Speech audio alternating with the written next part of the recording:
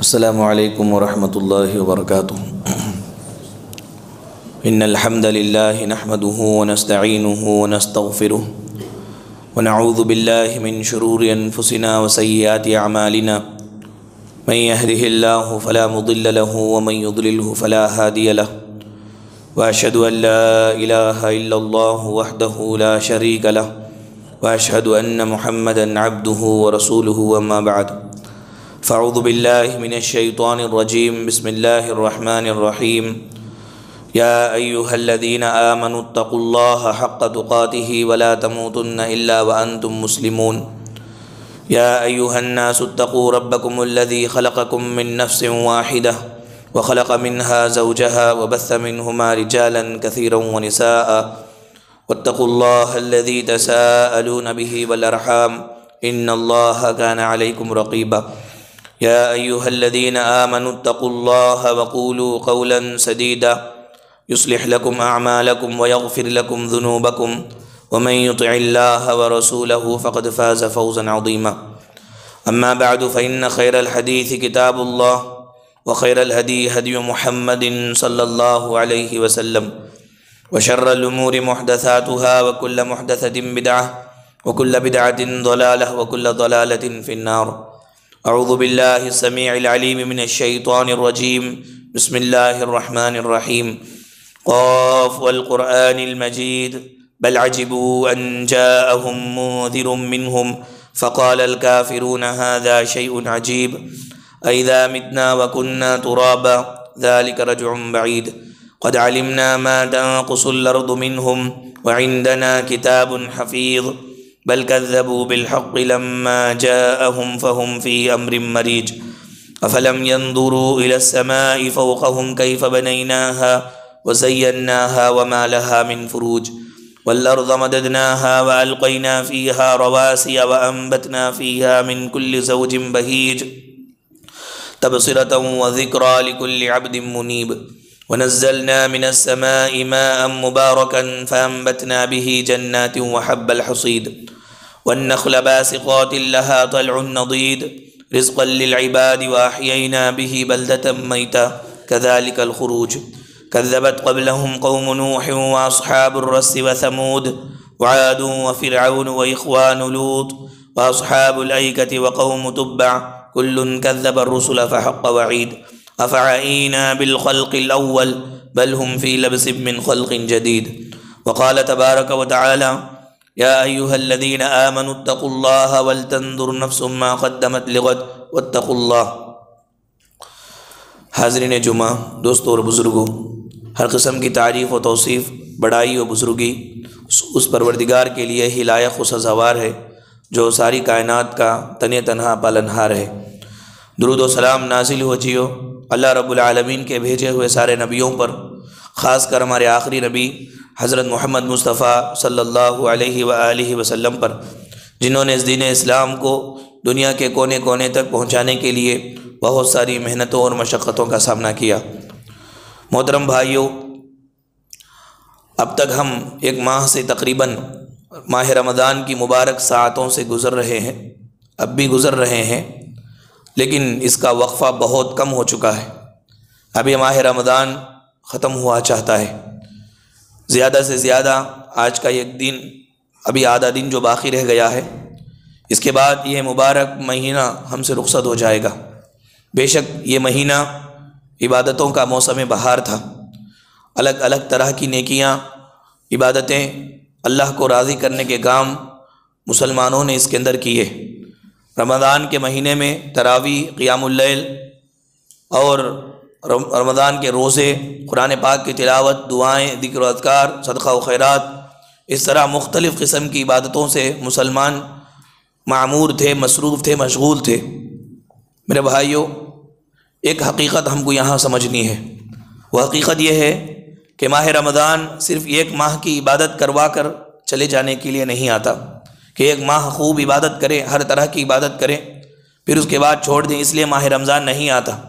چند دنوں کی نماز اور چند دنوں کے روزے کا پابند بنانے کے لیے بھی یہ نہیں آتا، اور نہ ہی یہ موسم اور رسمی مسلمان بنانے کے لیے آتا ہے کہ جیسے ہی ماہ رمضان آیا تو ان نیکیوں کا موسم سمجھے آئے خوب عبادت کرے، ماہ رمضان ختم ہوا، عبادتیں ختم ہو گئی، اس لیے ماہ رمضان نہیں آتا، بلکہ حقیقت یہ ہے کہ ماہ رمضان میں مومن کی جو تربیت کی جاتی ہے، مومن کی جو تربیت ہوتی ہے، مومن کو عبادتوں کا جو عادی بنایا جاتا ہے، احکامات کی پابندی کرنے کا جو مادہ ڈالا جاتا ہے، اور ماہ رمضان میں منمانی زندگی کے بجائے رب چاہی زندگی کا جو شوق اور ذوق مومن کے اندر جو پیدا کیا جاتا ہے، اس لیے کہ اس طرح کا جوش اور شوق مضبوط رہے، ہمیشہ رہے اور مضبوط رہے، ایمان کی بھٹی ہمیشہ اس کے دل کے اندر جلتی رہے۔ یہ ایمان عمل صالح کو پیدا کرتا ہے، ایمان کی بھٹی کے اندر ہمیشہ انسان جلتا رہے اور زندگی بھر رمضان جیسی اطاعت اور عبادت کے ساتھ انسان زندگی گزارے۔ جس طرح ماہ رمضان میں مختلف قسم کی عبادتیں کیا، اس طرح زندگی بھر بقیہ سال کے 11 مہینے بھی اس طرح کی زندگی گزارے۔ یہ سبق سکھانے کے لیے، یہ تربیت بتانے کے لیے ماہ رمضان آتا ہے۔ میرے بھائیوں، خود انسان اکیلے میں بیٹھ کر اپنا محاسبہ کرے، اپنی جانچ کرے۔ اللہ تبارک و تعالیٰ نے رمضان کے روزے، رمضان کی عبادتوں کا تذکرہ کرنے کے بعد اس کا اہم مقصد بتلایا تقویٰ، کہ رمضان کے روزوں سے انسان کے دل کے اندر اللہ کا ڈر پیدا ہوتا ہے۔ تو کچھ دیر بیٹھیں، آج کو الحمدللہ ہمارے 28 روزے مکمل ہوئے اور یہ 29واں روزہ چل رہا ہے۔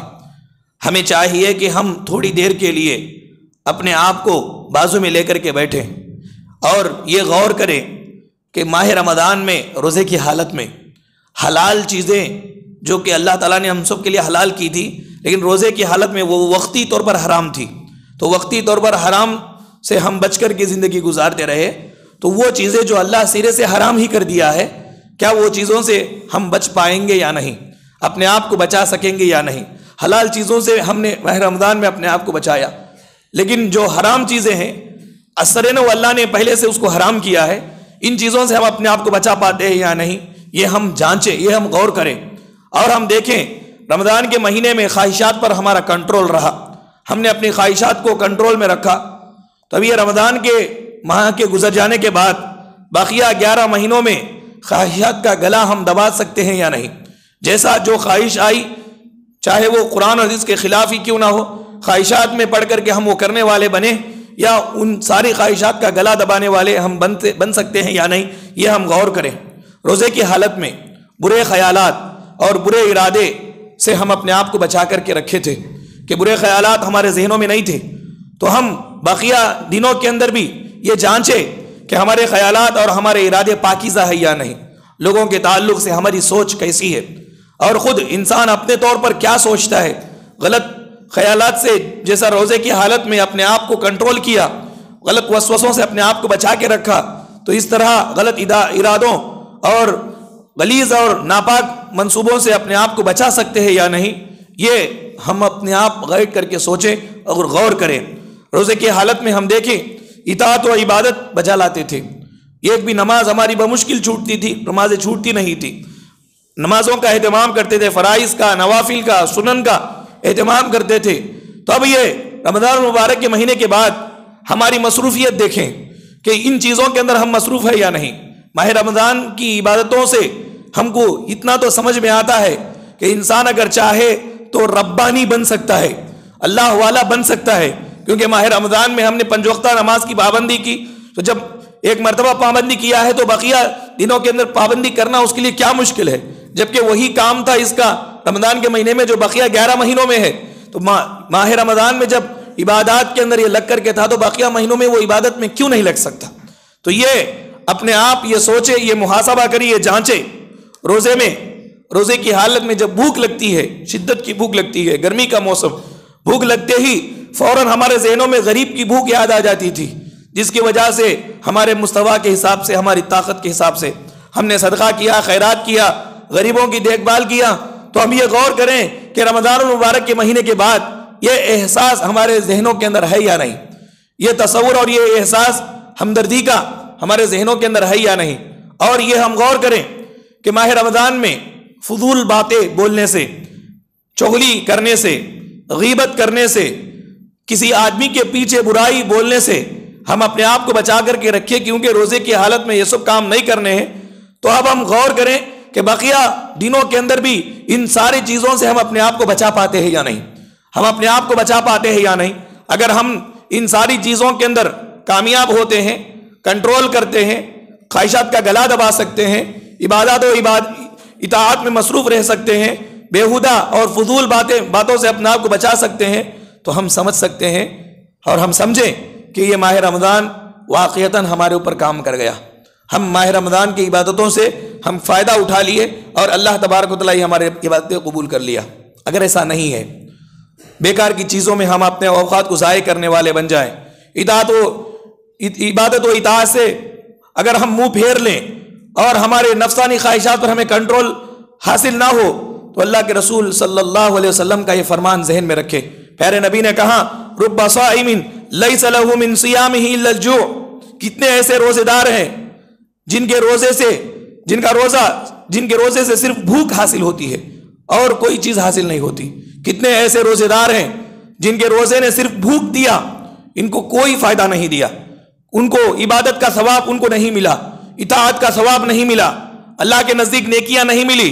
کیا ملا؟ صرف بھوک ملا۔ یعنی مہینہ پر جو ہم نے رمضان کے روزے رکھے، پیٹ کو جلایا اور کچھ نہیں، صرف پیٹ کو جلایا، اس کے ذریعے سے اللہ سے قربت، اللہ سے قریب ہونے کا جو تھا ہم نے وہ نہیں کیا۔ یہ چیزیں اگر ہمارے میں نہ ہو تو روزے نے ہم کو کچھ بھی فائدہ نہیں پہنچایا، بلکہ ہمارا پیٹ جلا اور ہم کو بھوک حاصل ہوئی۔ بس یہی چیز ہے میرے بھائیوں غور کرنے کی۔ ماہ رمضان کا سب سے بڑا درس یہ ہے کہ یہ عبادتیں رمضان کے لیے خاص نہیں، بلکہ بقیہ مہینوں کے اندر بھی یہ شوق اور یہ ولولہ، یہ ذوق مومن کے دل میں ہونا چاہیے۔ اللہ تبارک و تعالیٰ کو ہم سے یہی چیزیں مطلوب ہے۔ اب انشاءاللہ قریب میں کل عید الفطر ہوگی، اس کے تعلق سے چند اہم باتیں میں بتا کر اپنی بات کو ختم کروں گا۔ عید الفطر میں سب سے پہلے ہمارے نبی کریم صلی اللہ علیہ وسلم کی تعلیم یہ ہے کہ عید سے پہلے عید کا فطرہ صدقۃ الفطر ادا کیا جائے۔ صدقۃ الفطر کس کو کہتے ہیں؟ روزہ قیامت کے روز ایک مجسم جسم کی شکل میں آئے گا، پوری کی پوری نیکی ایک جسم کے جیسے آئے گی۔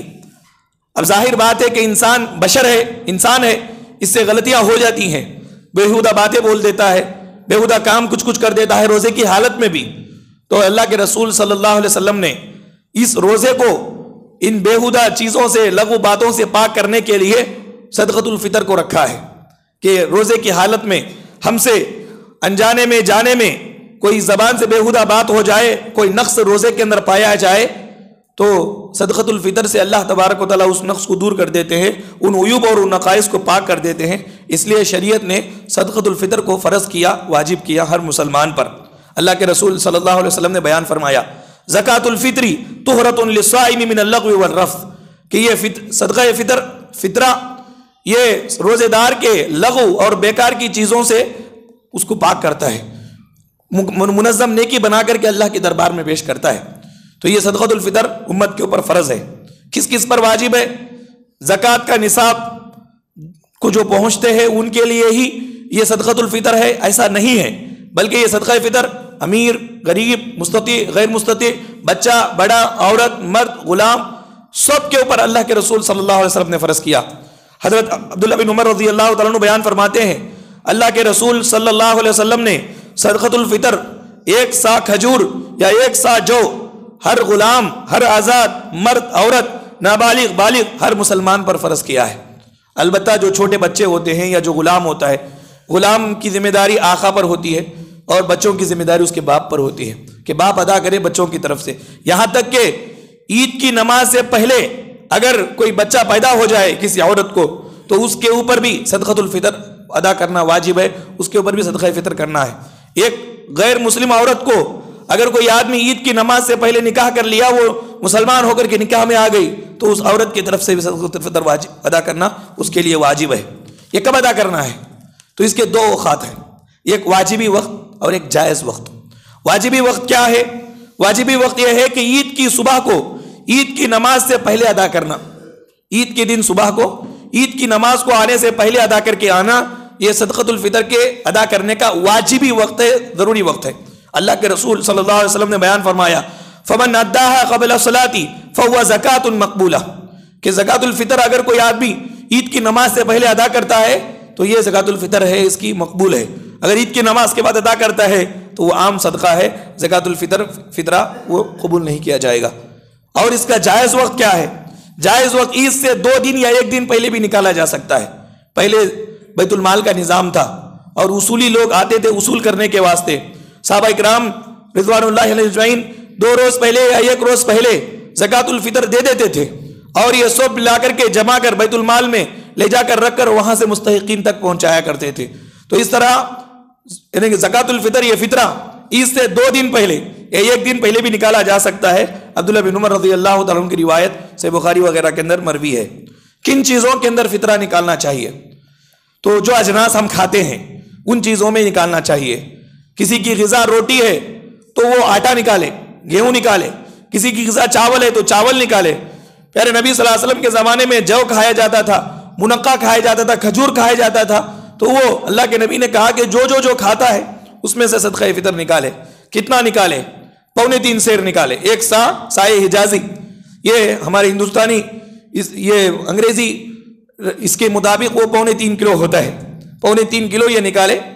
اور کیا صدقۃ الفطر میں جو ہم کھاتے ہیں اس چیز کی قیمت دینا جائز ہے یا نہیں؟ اس کے اندر اختلاف ہے، لیکن راجح اور صحیح بات یہ ہے کہ جو ہم کھاتے ہیں وہی نکالے، یہ سنت ہے۔ اگر کوئی آدمی وہ چیز نہیں پاتا ہے مارکیٹ میں جو یہ کھاتا ہے، مارکیٹ بند ہے، بازار بند ہے، یہ غلہ نہیں ملتا ہے، تو یہ غلے کے مقدار کی قیمت وہ ادا کر سکتا ہے یا مجبوری کی حالت میں۔ یا ہم اس طرح احسان کا معاملہ بھی کر سکتے ہیں۔ احسان کا معاملہ یہ ہے کہ 3.25 کلو ایک آدمی کی طرف سے وہ صدقہ دے دے، اور ساتھ میں اگر ہم احسان کرنا چاہتے ہیں تو اوپر سے جتنا چاہے روپیہ پیسہ دیں۔ یہ تو جو کھاتے ہیں وہ دینا فرض ہے، اللہ کے رسول صلی اللہ علیہ وسلم کی یہ سنت ہے۔ اگر امام ابو داؤد نے بیان فرمایا کہ امام احمد بن حنبل کہتے ہیں کہ اگر کوئی آدمی صدقۃ الفطر کے اندر قیمت نکالتا ہے، جو چیز جو کھاتا ہے اس کے بغیر اس کی قیمت نکالتا ہے، تو مجھے خوف ہے کہ سنت کی مخالفت کی وجہ سے اس کا صدقۃ الفطر رد کر دیا جائے گا، مقبول نہیں ہوگا۔ تو اس سے بہتر یہ ہے کہ جو ہم کھاتے ہیں وہی صدقۃ الفطر کے اندر نکالے، یہ سنت کا طریقہ ہے۔ بعض لوگ کہتے ہیں کہ اللہ کے رسول صلی اللہ علیہ وسلم نے جو کھجور پنیر جو نکالنے کا حکم دیا، اس زمانے میں کرنسی کے طور پر وہ چلتا تھا، تو کرنسی کے طور پر کھجور وغیرہ دے کر کے کوئی دوسری چیز لی جاتی تھی۔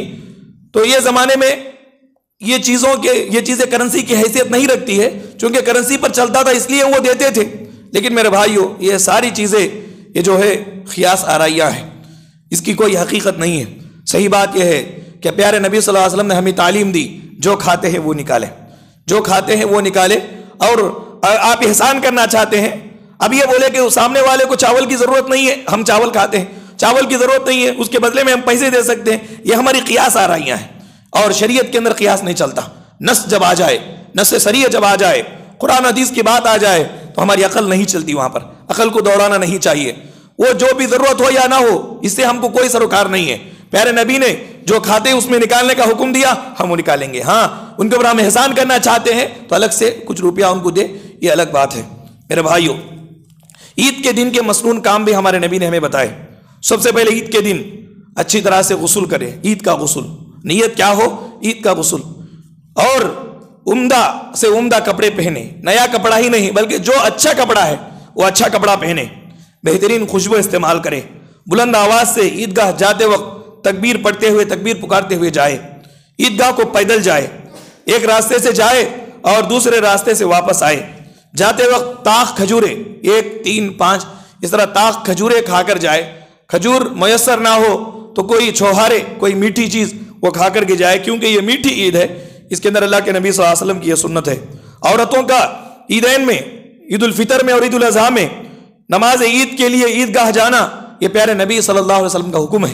ام عطیہ رضی اللہ تعالیٰ عنہ کہتی ہیں کہ اللہ کے رسول صلی اللہ علیہ وسلم عیدین میں جوان بچیوں کو، دوشیزاؤں کو، حیض والی عورتوں کو عیدگاہ جانے کا حکم دیتے تھے، اور حیض والی عورتوں سے کہتے تھے کہ وہ دعاؤں میں شریک رہے گی، اور جو دوسرے عورتیں ہیں وہ نماز پڑھے گی۔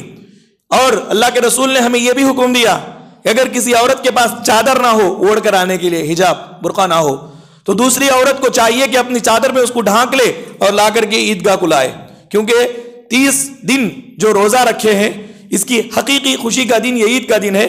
یہ کتنی بے انصافی ہے کہ مرد حضرات یہ ساری خوشیاں لوٹے اور عورتوں کو یہ خوشیوں سے دور رکھے. اس لیے اللہ کے نبی صلی اللہ علیہ وسلم نے عورتوں سے کہا کہ اگر کسی عورت کے پاس چادر نہیں ہے تو یہ دوسری عورت اپنی چادر میں اس کو ڈھانک لے اور اس کو عیدگاہ کو لائے. یہ اللہ کے رسول صلی اللہ علیہ وسلم کی تعلیم ہے. میرے بھائیو، عید کی نماز صحرا میں، کھلے میدان میں پڑھنا چاہیے. ایک مرتبہ اپنی زندگی میں پیارے نبی نے مسجد نبوی میں بارش کی وجہ سے نماز پڑھی، ورنہ عام طور پر نبی صلی اللہ علیہ وسلم کا معمول تھا کہ کسی صحرا میں، میدان میں جا کر کے نماز پڑھے. یہ ایک طرح کی خوشی ہے جو اسلام اپنے ماننے والوں کو دیتا ہے. پھر اس کے ساتھ ساتھ عید کی نماز کے تعلق سے کہ عید کی نماز سنت مؤکدہ ہے. پیارے نبی صلی اللہ علیہ وسلم نے اپنی زندگی میں سن 2 ہجری میں یہ فرض ہوئی. سن 2 ہجری میں یہ اللہ کے رسول صلی اللہ علیہ وسلم کو یہ تعلیم دی گئی کہ نماز عید ادا کریں، تو اس کے بعد سے اللہ کے نبی نے کبھی نہیں چھوڑا. تو اس لیے یہ نماز فرض نماز کے علاوہ کی نماز ہے، لیکن یہ سنت ہے، سنت مؤکدہ ہے. ایسی سنت ہے جس کو پیارے نبی صلی اللہ علیہ وسلم نے کبھی نہیں چھوڑا. اور یہ نماز بقیہ نمازوں سے 12 زائد تکبیروں کے ساتھ ادا کی جاتی ہے.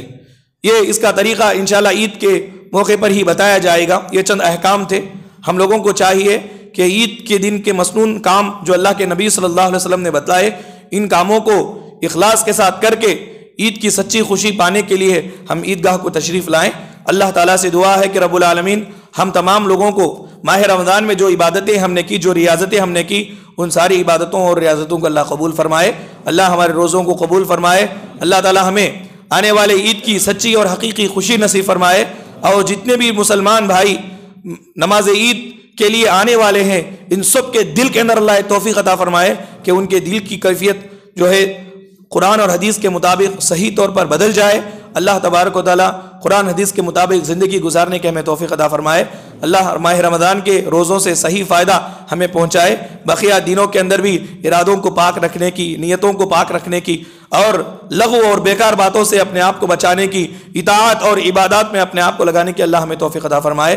اللہ جب تک دنیا فانی میں ہمیں زندہ رکھے، ایمان اور اسلام کی حالت میں زندہ رکھے، جب خاتمہ ہو تو بالخیر ہو. اللہ تعالیٰ جتنے بھی لوگ ایمان کی حالت میں ہم سے سبقت کر چکے ہیں، ان سارے بزرگوں کے خبروں کو نور سے اللہ تعالیٰ منور فرمائے. اللہ تعالیٰ ہم تمام لوگوں کو بھی کلمہ کی زندگی نصیب فرمائے اور کلمے پر موت نصیب فرمائے، اور ہم مرتے دم تک قرآن اور حدیث کے مطابق زندگی میں عمل کرتے رہنے کے اللہ ہمیں توفیق عطا فرمائے. آمین. وآخر دعوانا ان الحمدللہ رب العالمین. بارک اللہ لنا ولکم فی القرآن المجید ونفعنا وإیاکم بالآیات والذکر الحکیم. ان الحمد للہ نحمده ونستعینه ونستغفره ونعوذ باللہ من شرور انفسنا وسیئات اعمالنا. من يهده الله فلا مضل له ومن يضلله فلا هادي له. واشهد ان لا اله الا الله وحده لا شريك له واشهد ان محمدا عبده ورسوله. اما بعد فاعوذ بالله من الشيطان الرجيم. بسم الله الرحمن الرحيم. ان الله يأمركم بالعدل والإحسان وإيتاء ذي القربى وينهى عن الفحشاء والمنكر والبغي يعظكم لعلكم تذكرون. اذكروا الله يذكركم وادعوه يستجب لكم ولذكر الله تعالى أعلى وأولى وأتم وأهم وأجل وأكبر.